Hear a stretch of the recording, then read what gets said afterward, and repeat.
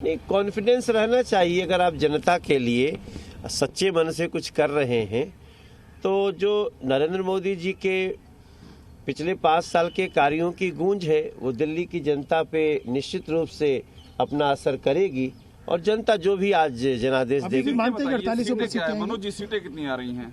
हम भारतीय जनता पार्टी आज दिल्ली सरकार में आ रही है। सीटें बताइए ना, आप 48 कह रहे थे पहले। हाँ, तो जो कह दिया है वो कह दिया है। जब तक रिजल्ट नहीं ना आप है, आज फिर बोलिए। हमारा तो मन जो मैंने कहा है अभी भी 48 प्लस सीट का है। अच्छा। अगर वो 55 भी हो जाए तो आश्चर्य मत करिए। मुख्यमंत्री से बात कर रहे हैं, अगर 48 सीटें आ रही हैं तो बीजेपी को फीडबैक है।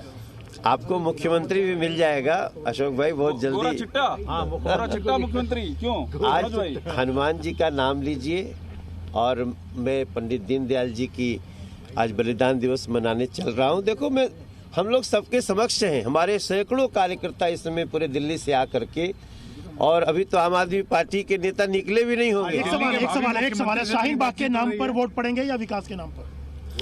देखो, अब तो वोट पड़ गए हैं। अब वोट पड़ गए हैं, अब इसकी समीक्षा हम शाम को करेंगे। आज ये मान के आपने कहा था ट्वीट हमारा सेव कर लीजिए। सेव हो चुका है ट्वीट आपका। सेव रखिए, 12 सेव हो गया आपका। 12 बजे बताएंगे आपको। कुछ उलट फेर हो गया तब।